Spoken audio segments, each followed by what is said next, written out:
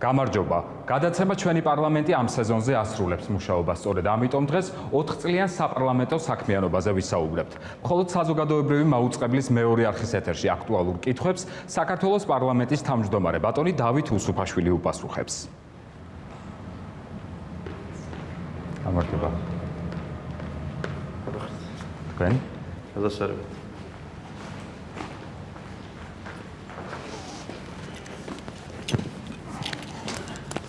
ბატონ დავით, საღამომშვიდობისა, ძალიან დიდი მადლობა იმისთვის, რომ დაგვითმეთ, რომ მერვე მოწვევის პარლამენტმა საქმიანობა დაასრულა პოლიტიკური პროცესების დამაგვირგვინებელი აკორდი იყო ეუთოს საპარლამენტო ასამბლეის საიუბილეო სესია, სწორედ ამ უკანასკნელით მინდა დავიწყოთ საუბარი, თუ როგორ აისახება ის საქართველოს პოლიტიკურ რეალობაზე. მოგესალმებით, დიდი მადლობა მოწვევისთვის, მობრძანებისთვის. არა, დასაწყისში მინდა გაცნობოთ, რომ გავრცელებული ხმები მერვე მოწვევის პარლამენტის უდროოდ გარდაცვალების შესახებ არ შეეფერება სინამდვილეს. ეს ჩვენ არ დაგვისრულებია ბოლომდე მუშაობა. მართალია ჩვენ დავასრულეთ საგაზაფხულო სესია ივნისის ბოლოს, მაგრამ ამ პარლამენტს მოუწევს სექტემბერში შემოდგომო სესიის გახსნა. შემდგომ ჩვენი კანონმდებლობით არჩევნებამდე ერთი თვე პარლამენტი აღარ მუშაობს. თუმცა პარლამენტი როგორც ასეთი თავის უფლებამოსილებას აგრძელებს ახალი პარლამენტის შეკრებამდე, რაც ჩვენს შემთხვევაში სავარაუდოა ოქტომბრის ბოლოს ან ნოემბრის დასაწყისში. თუმცა თქვენ სწორი ბრძანდებით, ამ პარლამენტის მუშაობის გარკვეულწილად პოლიტიკური დატვირთვა დასრულდა საგაზაფხულო სესიით, იმიტომ რომ ყველა პოლიტიკური ძალა, მათ შორის პარლამენტში წარმოდგენილი ძალები საარჩევნო კამპანიაში გადაერთო ნელ-ნელა. რაც შეეხება ეუთოს საპარლამენტო ასამბლეის სესიას, ეს მართლაც იყო ძალიან მნიშვნელოვანი მასშტაბური ღონისძიება. საქართველოს დამოუკიდებლობის 25 წლის განმავლობაში პირველად უმასპინძლა ამ მასშტაბის საერთაშორისო პოლიტიკურ ღონისძიებას და მე ამაყი ვარ, რომ ხელმძღვანელობ იმ პარლამენტს, რომელმაც ეს ღონისძიება უმაღლეს დონეზე ჩაატარა. ამაყი ვარ, რომ ვარ იმ ქვეყნის წარმომადგენელი, რომლის ყველა უწყებამ, მთავრობამ, სამინისტროებმა, პოლიციამ, სხვა უწყებებმა, უსაფრთხოების სამსახურებმა, მედიამ უზრუნველყვეს ის, რომ დელეგატების შეფასებით ეს იყო მათთვის დაუვიწყარი ღონისძიება, იმიტომ რომ იყო ძალიან კარგად ორგანიზებული, ჩატარდა ძალიან კეთილგანწყობილ და სამუშაო გარემოში და მიღებული იქნა ძალიან მნიშვნელოვანი გადაწყვეტილებები, რომელსაც ეწოდა თბილისის დეკლარაცია და თბილისის დეკლარაციის ფარგლებში მიღებული იქნა ჩვენს მიერ ინიცირებული რეზოლუციაც საქართველოში არსებული კონფლიქტების თაობაზე, რომელიც კიდევ ერთხელ 57 ქვეყნის წარმომადგენლების მიერ იქნა მიღებული და ეს არის მე მგონი საქართველოს სუვერენიტეტის და ტერიტორიული მთლიანობის მხარდამჭერი ყველაზე უფრო მკაფიო და მკვეთრი დოკუმენტი. ასე რომ ჩვენ ამ ღონისძიებით ერთი მხრივ ეუთოს სივრცეში ჩავეწერეთ როგორც აქტიური მოთანამშრომლე ქვეყანა, მეორე მხრივ მივიღეთ ძალიან კონკრეტული პოლიტიკური სარგებელი ამ რეზოლუციის სახით და მესამე ჩვენ მივიღეთ ძალიან მნიშვნელოვანი სარგებელი იმითიც, რომ როგორც გითხარით 57 ქვეყნის წამყვანი პოლიტიკოსები 5 დღის განმავლობაში ბრძანდებოდნენ საქართველოში და გაიცნეს ჩვენი ქვეყანა. უპრიანია საუბარი განვაგრძოთ უკვე 4 წლიანი საპარლამენტო საქმიანობის შეფასებით, მიუხედავად იმისა, რომ იყო რამდენიმე მცდელობა, უკვე ბოლო აკორდია ჩვენი გადაცემისთვისაც, იმიტომ რომ მერვე მოწვევის პარლამენტი, როგორც თქვენ თავად აღნიშნეთ, იმ რამდენიმე რიგარეშე სესიის შემდეგ უკვე დაასრულებს მუშაობას და ამიტომ ჩვენ არ ვიცით, როგორ იქნება მომდევნო ახალი მოწვევის პარლამენტი, ამიტომ მკითხავთ იმ მიღებული კანონებიდან, რომელიც საქართველოში კანონმდებლებმა მიიღეთ, რამდენად მნიშვნელოვანია ეს ქვეყნისთვის. ერთ-ერთი საგაზაფხულო სესიაზე იყო ასეთი სხდომა, სადაც 200-მდე კანონი მიიღეთ და ეს თავადაც აღნიშნეთ მაშინ რეპლიკის სახით სხდომათა დარბაზში, ამიტომ მე მინდა კითხოთ ქვეყნის განვითარებისთვის ყველაზე მნიშვნელოვანი კანონების შესახებ, თუ რომელია ასეთი კანონები, რომელიც ქვეყნის უპირობო წინსვლას ნიშნავს, საინტერესოა საქართველოს პარლამენტის თავმჯდომარის მოსაზრება. ეს ალბათ ერთ-ერთი ყველაზე რთული კითხვაა ნებისმიერი პარლამენტის წევრისთვის, ვინაიდან ჩვენ მართლაც საკმაოდ აქტიური კანონშემოქმედებითი საქმიანობა მოგვიწია. ახლა სტატისტიკა თავისთავად საკანონმდებლო სფეროში არ არის ყველაზე ესეთი უპრიანი საზომი, ხო? მთავარია მნიშვნელობა და დატვირთვა კანონების არარაოდენობა. მაგრამ მე მგონი ამ მოწვევის პარლამენტი რაოდენობრივი თვალსაზრისითაც და ხარისხობრივი თვალსაზრისითაც აშკარად კონკურენციას უწევს ნებისმიერ სხვა პარლამენტს, ვინაიდან ჩვენ მოგვიწია მნიშვნელოვანი ტრანსფორმაციის პერიოდში მოღვაწეობა მოგეხსენებათ 2013 წლის ბოლოდან ძალაში შედიოდა ის კონსტიტუციური რეფორმა, რომელიც 2010 წელს იქნა განხორციელებული, მაგრამ ძალაში შედიოდა 2013 წლის ბოლოს საპრეზიდენტო არჩევნების შემდეგ. აი მაგალითად ამ ძალიან მნიშვნელოვანი ტრანსფორმაციისთვის ქვეყნის მასშტაბით სახელმწიფო ინსტიტუტების მოსამზადებლად ჩვენ დაახლოებით 3 თვიანი ძალიან ინტენსიური შრომა დაგვჭირდა. მაშინაც ჩვენ ცვლილებები შევიტანეთ 200-მდე საკანონმდებლო აქტში, იმიტომ რომ თავად საკონსტიტუციო ცვლილებების მასშტაბი იყო ძალიან დიდი. თავის დროზე სხვა საკანონმდებლო აქტებში ცვლილებები არ იქნა შეტანილი, ამიტომ ამ პარლამენტს მოუწია მასშტაბური საქმის გაკეთება, რომ ქვეყანას ნორმალურად გაეგრძელებინა ფუნქციონირება. მეორე ძალიან მნიშვნელოვანი ეს უკვე ერთ საკანონმდებლო აქტს დავასახელებდი, ეს არის თვითმმართველობის კოდექსი, რომელმაც ფუნდამენტური გარდაქმნები დაიწყო თვითმმართველობის სფეროში. არადა თვითმმართველობა ეს სიტყვა თავისთავად ზოგჯერ დაუმსახურებლად არის იგნორირებული ხოლმე, როგორც ერთ-ერთი მოვლენა, ერთ-ერთი რეფორმა დემოკრატიული რეფორმების გზაზე. არადა სინამდვილეში თვითმმართველობის გარეშე არ არსებობს ეფექტური სახელმწიფო მმართველობა. თვითმმართველობის ფორმის გარეშე არ არსებობს დემოკრატია და ზუსტად ამან გამოიწვია ის ძალიან სერიოზული დებატები, იმიტომ რომ იმ მოდელებზე და პრინციპებზე, რაც ჩვენ კოდექსში ავსახეთ, საუბარი საქართველოში იყო მანამდე 25 წლის განმავლობაში. მე კარგად მახსოვს პირველი თვითმმართველობის არჩევნები რომ ჩატარდა საქართველოში 1991 წლის 31 მარტს. აი მაშინ როგორი თვითმმართველობა გვინდოდა?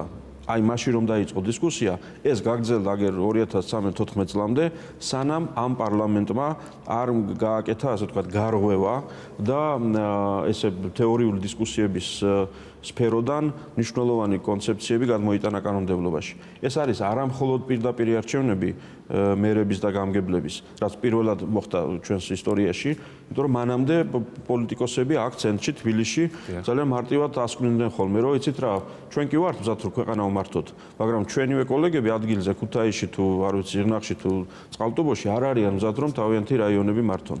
ეს დაინგრა ეს მითი, თუმცა მწვავე დებატები მოყვა ძალიან ბევრ სხვა რამეს, იმიტომ რომ ჩვენში ძალიან ღრმად არის გამჟდარი გარკვეული სტერეოტიპები და მიჩნეულია რომ სახელმწიფო თუ არ არის სუპერცენტრალიზებული და სადღაც ერთი შენობიდან თუ არ იმართება ყველაფერი, მაშინ ჩვენი ქვეყანა დაიშლება. ეს არის ფობია, რომელიც სინამდვილეში ქვეყანას ძალიან ბევრ პრობლემას უქმნის და სანამ ისე გაგრძელდებოდა ცხოვრება, რომ მართლა ცენტრიდან წყდება ყველაფერი და წყდებოდა ადგილზე ვინ რა მოძრაობა უნდა ჩაიდინოს, სწორედ ეს ანგრევდა სახელმწიფოს. ამიტომ ჩვენ გვინდა ფობიისგან თავი როგორ უნდა დაიხსნას მაშინ ქვეყანამ, თუ კი ეს თანხმდებით ყველა რომ არის ფობია. ძალიან დიდი სამუშაოა საჭირო ახსნა განმარტებითი და მე პირადად ძალიან ბევრი მომიწია საუბარი არა მხოლოდ პოლიტიკოსებთან, არამედ ექსპერტებთან, სასულიერო პირებთან, ეკლესიის წარმომადგენლებთან, რომელსაც თავისებური ხედვა ჰქონდათ და აქვთ ამ მიმართულებით, უმცირესობის წარმომადგენლებთან და ასე შემდეგ.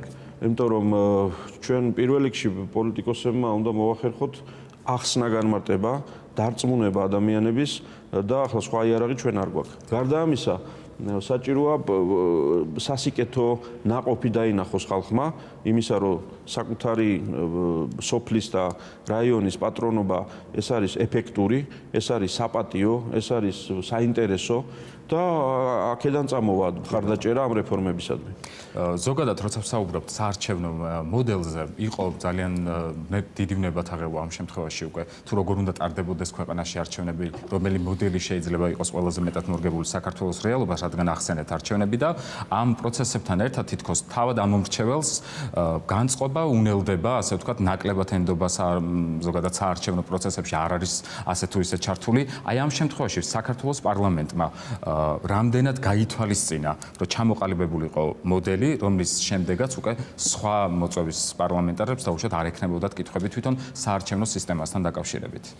საარჩევნო სისტემასთან დაკავშირებით ამ პარლამენტს შეეძლო ფუნდამენტური რეფორმის განხორციელება, მაგრამ მოახერხა მხოლოდ მიმდინარე რაღაც ერთჯერადი რეფორმის გაკეთება სწორი მიმართულებით.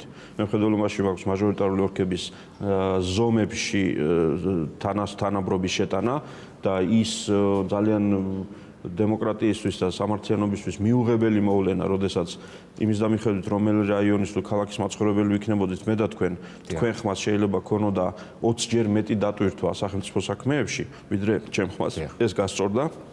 მაგრამ ამ პარლამენტს ჰქონდა უნიკალური შესაძლებლობა კონსტიტუციური ცვლილებების განხორციელების გზით დაემკვიდრებინა ის მოდელი, რომელსაც პოლიტიკური სპექტრის უდიდესი უმრავლესობა უჭერდა მხარს.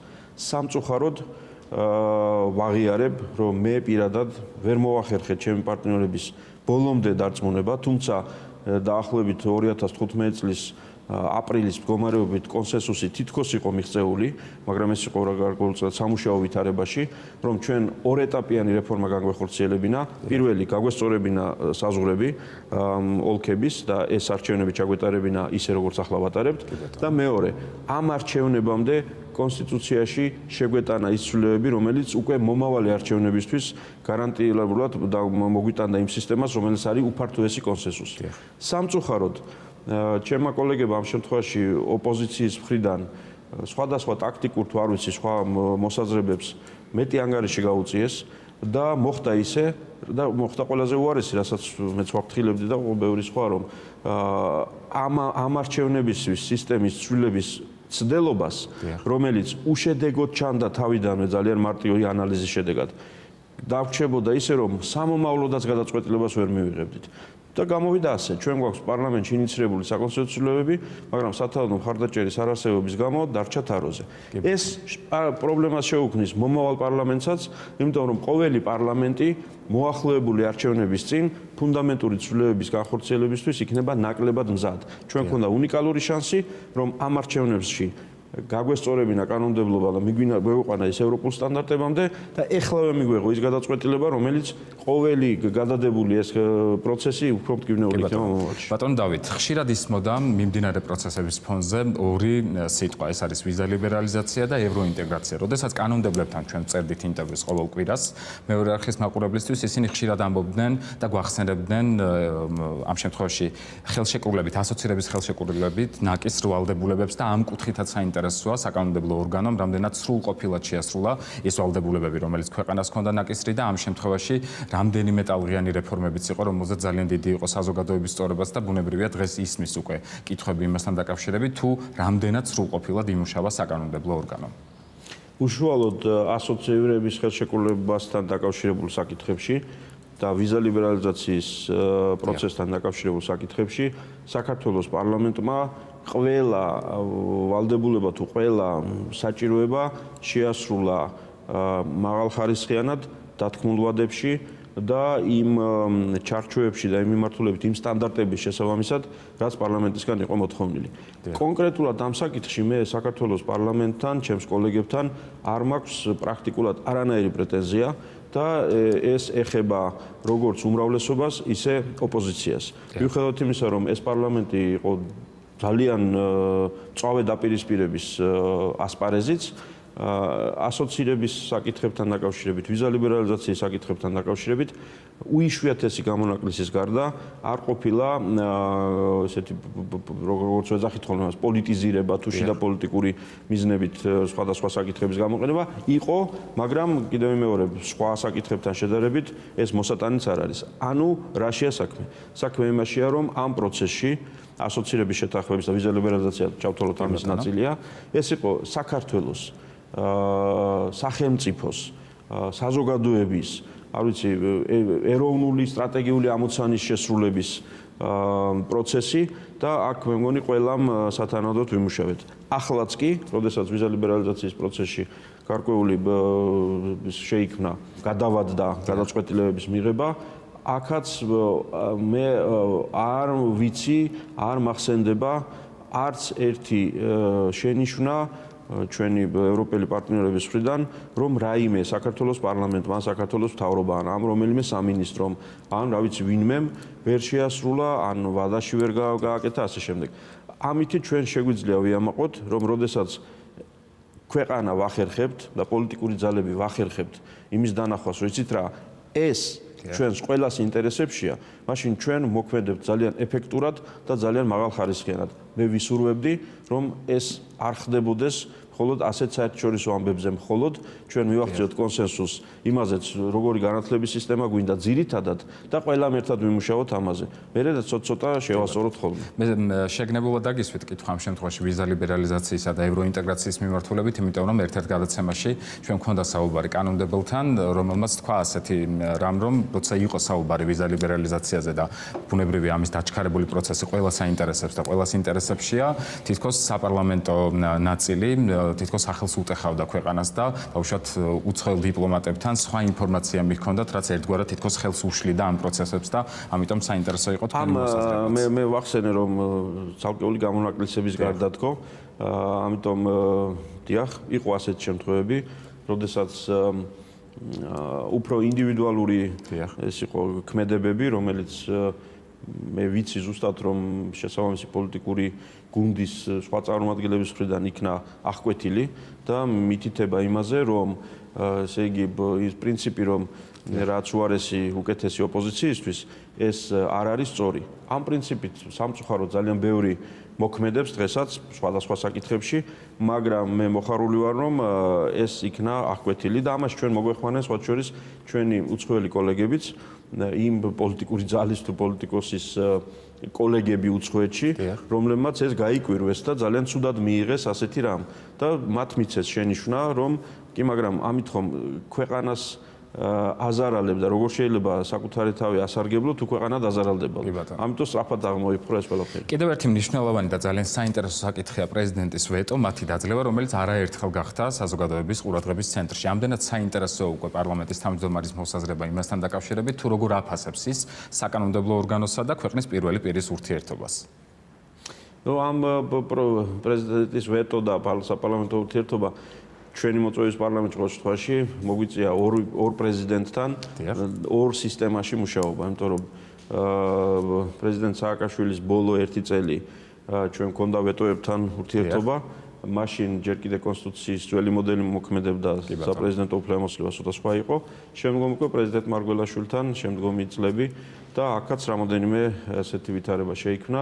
მე როგორც პოლიტიკოსი ისე ზოგადად პოლიტიკოსი და როგორც იურისტი ვარ კმაყოფილი იმითი, რომ საქართველოში მკვიდრდება დემოკრატიის და ზოგადად საპარლამენტო საკანონმდებლო საქმიანობის ისეთი ინსტიტუტები, რომელიც აქამდე ჩვენ კონსტიტუციაში გვეწერა, მაგრამ გვეწერა მხოლოდ იმიტომ, რომ პროფესორებს სტუდენტებისთვის ესწავლებინათ და მერე სტუდენტებსაც მალე ავიწყდებოდათ, იმიტომ რომ ცხოვრებაში ეს აღარ ხდებოდა. პრეზიდენტის ვეტო ეს არის ინსტიტუტი, რომელსაც ჭირდება სწორი გამოყენება. მე ვერ ვიტყვი, რომ ყოველთვის ეს იყო ჩემი განმოსახედიდან სწორად გამოყენებული. ზოგჯერ შესაძლოა ქონდა ზედმეტად პოლიტიკური ელფერი, შესაძლოა ზოგჯერ ქონდა ზედმეტად რაღაცა ისეთი პასუხის ელფერი, რომ პარლამენტმა ეს ქნა, მე კიდე ამას ვიზავ. ანუ ეს ცოტა ხო, კინკლაობაში ჩართვა, მაგრამ ეს არ იყო ერთი მხრიდან მხოლოდ, უბრალოდ მე პროცესს გეუბნებით. მაგრამ ნელ-ნელა მე მგონი მკვიდრდება ეს ამბავი და აღარავისთვის აღარ არის რაღაცა კატასტროფა, რომ ვაიმე პრეზიდენტმა ვეტო დაადო კანონს. ესე იგი ის ახლა ჩვენი გუნდის წევრი აღარ არის? ესე იგი ის ახლა რაღაცა სხვის ინტერესებს მაგრამ პრეზიდენტის ვეტო ეს ისეთივე მოვლენაა, როგორც მაგალითად თავრობის მიერ ინიციირებულ კანონპროექტს, რომ ხარი არ დაუჭიროს პარლამენტის წევრმა. ეს არ ნიშნავს, რომ მაშინ უნდა დავასკვნათ, რომ ესე იგი პარლამენტის წევრი თუ პარლამენტი თავრობის წინააღმდეგაა და ასე შემდეგ. იმ კონკრეტულ საკითხში შეიძლება განსხვავებული აზრი აღმოაჩნდეს თავრობას და პარლამენტს, პარლამენტის წევრს, ამ პარლამენტის წევრსა და პრეზიდენტს. ამიტომ აქ შორს მიმოვალი რაღაცა კატასტროფები და ტრაგედიები არ არის სწორი, ჩვენ ჯობია ჩაუღრმავდეთ მის შინაარსს ხოლმე. ახლა თუ ჩვენს ვეტოებს განვიხილავთ, ასე ვთქვათ, ანალიზს გავაკეთებთ, ყოფილა შემთხვევები, რომელსაც ძალიან მწვავე პოლიტიკური დაპირისპირება მოყვა, ყოფილა შემთხვევები, როდესაც პრეზიდენტის ვეტო ისე დაუძლევია პარლამენტს, რომ კარგად არც კი წაუკითხავს, რა დაწერა იმ პრეზიდენტმა თავის ვეტოში, იმდენად გახურებული იყო ტემპერატურა და ყოფილა შემთხვევები, როდესაც პრეზიდენტის ვეტო გაიზიარა პარლამენტმა და ორი კვირის წინ მიღებული კანონი შეცვალა ისე, როგორც პრეზიდენტი ურჩევდა პარლამენტს. ასე რომ ეს ინსტიტუტი ნელ-ნელა მკვიდრდება, მე ვისურვებდი, რომ ყველა მხარემ მეტი, ასე ვთქვათ, პასუხისგებლობა აიღოს ხოლმე თავის თავზე, როდესაც ეს ჩარევა ხორციელდება და დანარჩენი პროცესები ნორმალურად წავა. ამასობაში მე მინდა მივმართო ისევ იურისტები ვახსენეთ, პროფესორები და ანალიტიკოსები, რომ მათ ეს თემები კარგად შეისწავლონ, კიდე კარგად გაანალიზონ, იმიტომ რომ ეს მხოლოდ პოლიტიკოსების საქმე არ არის, ეს ძალიან მნიშვნელოვანი კომპონენტია საკანონმდებლო კანონშემოქმედებითი საქმიანობის და აქ ჩვენ უნდა დავამკვიდროთ სწორი სტანდარტები. მე აღარ შეგახსენებთ დისციპლინარულ საკითხებთან დასმულ შეკითხვებს და თქვენ არაერთხელ მიმართეთ კანონმდებლებს, მაშინ როცა ცდებოდა საპარლამენტო სესიები, ასევე იყო რამდენიმე ჩაშლილი სხდომაც, ამიტომ გადავინაცვლებ კიდევ ერთ მნიშვნელოვან საკითხზე. თავად კანონშემოქმედებითი პროცესი საინტერესო იყო არა მხოლოდ მედიისთვის, არამედ საზოგადოებისთვისაც კოალიციის დაშლის კუთხით. მაშინ როცა გარკვეული ღირებულებების გარშემო ერთიანდება სხვადასხვა პოლიტიკოსი და ნახულობს საერთო კალაპოტს. რამ გამოიწვია მაინც კოალიციის რამდენიმე ნაწილად დაშლა? საინტერესოა უკვე დღეს თქვენი პასუხი ამ კითხვაზე. ესე იგი ძალიან ფილოსოფიურ კატეგორიებში არ წავალ, მაგრამ მაინც მიგანიშნებთ იმაზე, რომ პოლიტიკური პარტია არ არის მუდმივი მოვლენა, მაგრამ უფრო მყარი მოვლენა, ვიდრე კოალიცია. კოალიცია თავის თავში გულისხმობს იმას, რომ ეს არის პოლიტიკური ძალების დროებითი ერთობა. ახლა კოალიცია ქართული ოცნება რამ და რატომ და ვინ შექმნა ეს კარგად ვიცით, ამის გამეორება არ არის საჭირო. ბიძინა ივანიშვილმა შეკრიბა ლაშქარი ავტორიტარი პრეზიდენტი მიხეილ სააკაშვილის ხელისუფლებიდან მშვიდობიანი გზით ჩამოსაცილებლად, არჩევნებით ჩამოსაცილებლად. ეს იყო კოალიციის უმთავრესი ამოცანა, რომლის შესასრულებლად იყო ერთი სტანდარტები აუცილებელი, ერთი ტიპის ბმები კოალიციის პარტნიორებს შორის. როგორც კი ეს ამოცანა შესრულდა, შემდგომ საჭირო იყო ახალ ეტაპზე გადასვლა, რომ კოალიციას გასჩენოდა უნარი, რომ მას პოლიტიკური ლიდერობა გაეწია ქვეყნისთვის, ქვეყნის მართვა განეხორციელებინა პოლიტიკური. აქ გაჩნდა გარკვეული პრობლემები, რომელიც ნელ-ნელა გზადაგზა გვარდებოდა და მერე უკვე მოვიდა მესამე ეტაპი, ეს უკვე მოახლოებული არჩევნები. არჩევნები, რომლის დროსაც კოალიცია ერთად წავიდოდა ამ არჩევნებზე კოალიციური პარტნიორები თუ დავიშლებოდით, ამაზე ჩვენ თავიდან არ გქონდა არანაირი გარანტიები ერთმანეთისთვის მიცემული, თუმცა მე მინდა გითხრათ რესპუბლიკური პარტიის მაგალითზე, რომ ჩვენ თქვით და შევასრულეთ ჩვენი სიტყვა, რომ ჩვენ კოალიციას დავტოვებთ ბოლოს, ჩვენ ეს გქონდა ნათქვამი, ამით ჩვენ მივანიშნებდით იმაზე, რომ ჩვენ პასუხისმგებლობით ვეკიდებით ამ საქმეს, იყო უამრავი სირთულე, უამრავი გაუსაძლისი მომენტი, რომელსაც ჩვენ გავუძელით და დავრჩით კოალიციაში, იმიტომ რომ პასუხისმგებლობა გქონდა აღებული. მე არ მომაბრებს, ხოლო ჩვენთვის იყო არაკომფორტული, პარტნიორებსაც გქონდათ ხშირად ძალიან რთული ვითარებები, მაგრამ ჩვენ მოვედით ამ არჩევნებამდე. ჩვენ გქონდა სურვილი და მცდელობაც უკვე განახლებულ პარტია ქართულ ოცნებასთან გიორგი კვირიკაშვილის გალიდერების შემდეგ სტრატეგიული პარტნიორობის, ამის თაობაზე ჩვენ განცხადებებს გავაკეთეთ, მაგრამ შემდგომ მოვლენებმა დაგვანახა, რომ ეს არ იყო გულწრფელი სურვილი და ამის გამო ჩვენ ხედავთ, რომ პარტიები არჩევნებზე მივდივართ ჩვენი პროგრამით, ჩვენ ამორჩეველს შევეხმიანებით. არჩევნების შემდგომ მე მგონია, რომ კვლავ კოალიციური უმრავლესობა და მთავრობა გვეყოლება, მაგრამ იქ ვინ იქნება იმ კოალიციაში და როგორ იქნება წარმოდგენილი, ამას ვნახავთ. მე მოხარული ვარ, რომ ჩვენ გავიარეთ გარკვეული გაკვეთილი მრავალპარტიული მმართველობის. ამ პარლამენტისთვის ძალიან მნიშვნელოვანი სპეციფიური იყო ის, რომ უმრავლესობა იყო მრავალპარტიული და უმცირესობა იყო ერთპარტიული, ძალიან მონოლითური. ყველა სხვა პარლამენტები უწინ იყო სხვანაირი. უმრავლესობაში იყო ხოლმე ერთი პარტია იყო საკონსტიტუციო უმრავლესობით და იყო რამოდენიმე წვრილი ოპოზიციური პარტია წარმოდგენილი. ცხადია, ამ ყველაფერმა ამ პარლამენტს დაასვა თავისი დაღი და მე მგონია, რომ ეს გამოგვადგება სამომავლო საქმიანობაში. ბატონ დავით, ჩვენ ახლა ვსაუბრობთ 4 წლიან საქმიანობაზე და ძალიან ბევრი საინტერესო მოვლენა იყო პოლიტიკური ჭრილში გულისხმობ, რა თქმა უნდა. აქვე საინტერესოა თქვენი მოსაზრება, შეგიძლიათ დამისახელოთ შეცდომა, რომელიც მმართველმა გუნდმა დაუშვა და რომელიც ძალიან თვალშისაცემი იყო თქვენთვის. როგორც ყველაზე მნიშვნელოვანი კანონის გამოკვეთა რთული, ისე ერთი ყველაზე ისეთი შეცდომის, თუმცა პარლამენტს რაც შეეხება, მაინც ვიტყოდი, რომ ჩვენ დავუშვით სერიოზული შეცდომა, როდესაც საწყის თვეებშივე და ეს იყო 2012 წლის დეკემბერი, 2013 წლის იანვარ-თებერვალი, მაშინ ჩვენ გქონდა შიდა დისკუსიები თემაზე, რომ შეგვექმნა საპარლამენტო საგამოძიებო კომისია განვლილ წლებში ჩადენილი უკანონობების და სხვა წამების და სხვა საკითხების გამოსაძიებს შესასწავლად და გასაანალიზებლად და სამწუხაროდ მაშინ ჩვენ ეს არ გავაკეთეთ. ეს არ გავაკეთეთ და ამან დაღი დაასვა შემდგომ ამ სფეროში ქართული ოცნების ხელისუფლების საქმიანობას, იმიტომ რომ ჩვენ ვერ მოახერხეთ სისტემური ანალიზი ამ პრობლემის და სისტემურად დალაგება გადაწყვეტის გზებისაც. ჩვენ გქონდა ძალიან ისეთი არათანმიმდევრული პოლიტიკა ხშირად, როდესაც ხან ეს რეპრესიული ზომები იყო წინ წამოწეული და თქვათ წინა ხელისუფლების წარმომადგენლების წინააღმდეგ კონკრეტული სისხლის სამართლის საქმეები, კონკრეტული გამოჩენილი ფიგურების მიმართ, მაშინ როდესაც უამრავი სხვა საქმე, ათასობით სხვა საქმე გამოუძიებელი დარჩა, ამასობაში ვერც ის მოხერხდა, რომ ამ მოვლენებს პოლიტიკური შეფასება მიცემოდა და თუ ვინმე საპატიებელი იყო, მაშინ პატიება მაინც განხორციელებული იყო და გვცოდნოდა, რომ ვიღაცას თქვა თუ ბოდიშს მოიხდი და პატიებოდა. მოკლედ, საპარლამენტო საგამოძიებო კომისია მაშინ არ შეიქმნა, იყო უფრო ისეთი ვარაუდი, რომ აი სამართალდამცავი ორგანოები გაუმკლავდებიან ამ საქმეს და მე მგონი ეს იყო შეცდომა. ამან ძალიან ბევრი დრო და ენერგია ფუჭად დაგვახარჯინა და შედეგები მაინც და მაინც მაღალი არ გვაქვს. კი ბატონო, აქვე მინდა გაგახსენოთ ნატოს საპარლამენტო ასამბლეა ბუდაპეშტში, მაშინ თქვენი გამოსვლა მსოფლიო პოლიტიკოსების ყურადღების ცენტრში იყო და უკვე დღეს ვარშავის სამიტის ფონზე როგორ ფიქრობთ, რამდენად მიმზიდველია საქართველოს მსოფლიოსთვის ნატოში გაწევრიანების გზაზე?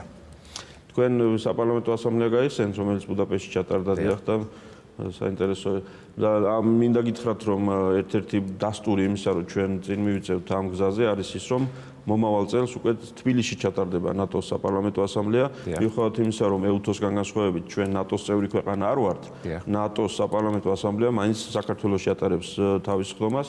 ეს არის პრაქტიკულად კიდევ ერთი დემონსტრირება იმისა, რომ ჩვენ არ ვართ ნატოს წევრები, მაგრამ ჩვენ გვეპყრობიან როგორც ნატოს წევრ ქვეყანას და ჩვენ ნატოსში ვართ ისე ინტეგრირებული, როგორც შესაძლოა ბევრი ნატოს წევრი ქვეყანა არ არის ამ დონეზე. ვარშავის სამიტზე ზუსტად ეს გამოიკვეთა, ეს დადასტურდა. ჩვენ უნდა ვიყოთ ძალიან მტკიცე, პრინციპული, ვიაროთ წინ და არ უნდა წამოვეგოთ იმ ანკესებზე, რომ ვიღაცა ესე იგი დღეს შიგნით თუ გარეთ გაიძახს აბასა და ანატო რატო არ გიღებენ წევრად.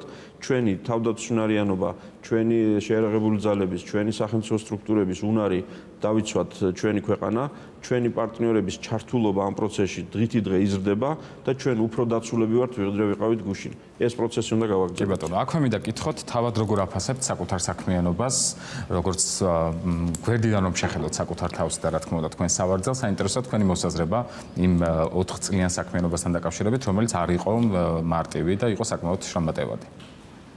ნუ სავარძლისთვის გვერდიდან შეხედო ალბათ უფრო მას შემდეგ, როცა ავდგები სავარძლიდან, ეხლა ჯერ მაინც ვზივარ და ძნელია გვერდიდან ბოლომდე გვერდიდან შეხედვა.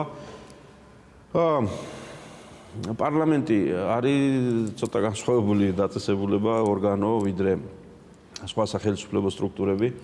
აქ არ არის ერთმართველობა, აქ არ არის იერარქიულობა. მე პარლამენტში არავის უფროსი არ ვარ და შეუძლებელია იყოს პარლამენტის თავმჯდომარე.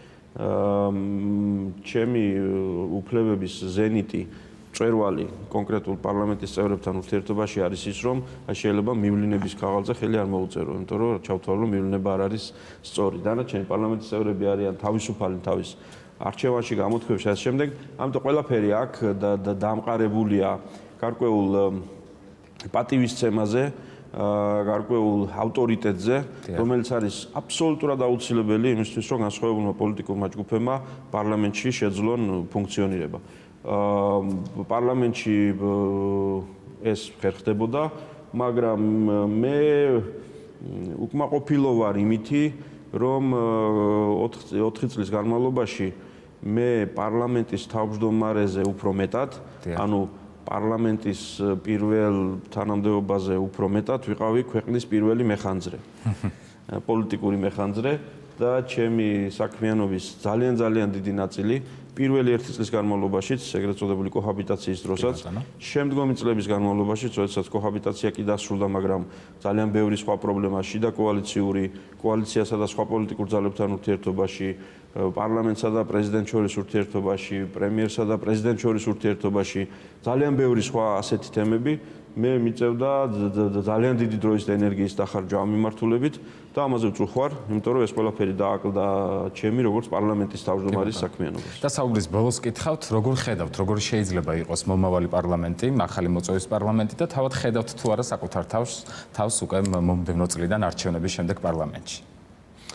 მომავალი პარლამენტი მგონი რომ იქნება ესე იგი უნდა გაუცრო იმედები მათ ვისაც ნერვები ეშლება მრავალფეროვანი პარლამენტით ანუ აი სხვადასხვა ხალხი სხვადასხვა რამეს რო ლაპარაკობს მომავალი პარლამენტი იქნება მრავალფეროვანი შესაძლოა კიდევ უფრო მრავალფეროვანი და ეს იქნება კარგი იმიტომ რომ ჩვენი საზოგადოება არის მრავალფეროვანი და როდესაც პარლამენტი და საზოგადოება მნიშვნელოვნად განსხვავდება ერთმანეთისგან მაშინ კრიზისები იბადება ჩვენ გვინდა ადეკვატური წარმომადგენლობა ჩვენი საზოგადოების ჩვენს პარლამენტში და მე მგონია რომ თავისუფალი და სამართლიანი არჩევნები ის პოლიტიკური თავისუფლებები რაც 64 წლის განმავლობაში შეუქცევადად დამკვიდრდა ქვეყანაში საშუალებას მოგცემს იმისას რომ მომავალი პარლამენტი იყოს უკეთესი ანარეკლი ჩვენი საზოგადოების ვიდრე ეს იყო 2012 წელს არჩეული პარლამენტი რაც შეეხება უშუალოდ ჩემს ყოფნას და არ ყოფნას ეს ამორჩეველზე ახლა უკვე დამოკიდებული მინდა გითხრათ რომ მე ახლა მერვე მოწვევის პარლამენტი ქვია ამას მაგრამ სიამოვნებაში ამ ეპოქაში ეს მე-7-ია ხომ იცით იმიტომ პირველად ითვლება ეს 20-იანი წლების წარმომადგენლობითი ორგანო და ყველა ეს პარლამენტები რომლებიც მანამდე მოქმედებდა იყო მნიშვნელოვანი საინტერესო ყველასთვის, ვისაც პოლიტიკურ ცხოვრებაში სურდა მონაწილეობა. მე მინდა გითხრათ, რომ სულ პირველი არჩევნები რომ დაინიშნა საქართველოს, რომელიც არ ჩატარდა მერე 1990 წლის მარტში. აი მაშინ ვიყავი კანდიდატი სახალხო ფრონტიდან და იურისტთა კავშირიდან, ახალგაზრდა სტუდენტი. და მას შემდეგ მომიწია ისე რომ პარლამენტში არ ვიყავი, მაგრამ პარლამენტთან ახლოს ვიყავი. პოლიტიკაში არ ვიყავი, მაგრამ პოლიტიკასთან ახლოს ვიყავი. ასე რომ ნებისმიერ შემთხვევაში მე ვიქნები საჯარო აქტიურ საქმიანობაში. პარლამენტში ვის აირჩევს, ეს უკვე ხალხის გადასაწყვეტია. 8 ოქტომბერს ეს არის დღე, როდესაც პარლამენტი ძალაუფლებას უბრუნებს უკან ხალხს იმ ერთი დღის განმავლობაში და დღის ბოლოს ხალხი წარმოაგზავნის უკვე მათ ვისაც აირჩევს. ასე რომ მალე იქნება 9 ოქტომბერიც. ძალიან დიდი მადლობა საინტერესო საუბრისთვის. დიდი მადლობა. აქვე მადლობას ვუხდი მაყურებელს ყურადღებისთვის. გადაცემა ჩვენი პარლამენტის საზოგადოებრივი მაუწყებლის მეორე არხის ეთერში არჩევნების შემდეგ ახალი მოწვევის პარლამენტთან ერთად დაბრუნდება. ნახვამდის.